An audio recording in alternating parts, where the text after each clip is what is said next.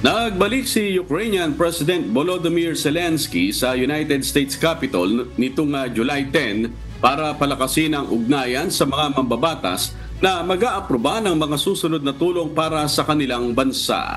Sa gitna ito ng pangamba hinggil sa darating na halalan sa Amerika na maaring makaapekto sa suporta para sa kanilang bansa.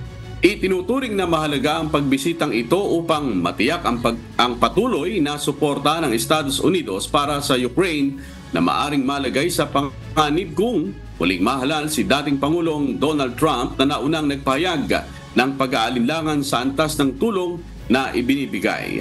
Binigyang diin ni Senate Intelligence Committee Chairman Mark Warner ang kahalagahan ng pagtindig para sa Ukraine.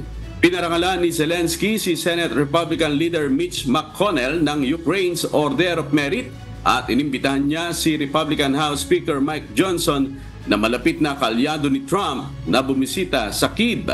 Noong una, tumutol si Johnson sa karagdagang tulong para sa Ukraine, ngunit nagbago ang kanyang posisyon noong Abril at pinahintulutan ng $61 billion package na maipasa sa House. Gayunpaman, kung mananalo ang mga Republicans sa Kongreso, may mga pangamba na hindi na sila mag-aaproba ng karagdagang tulong para sa Ukraine sa ilalim ng posibleng pagkapangulo ni Trump.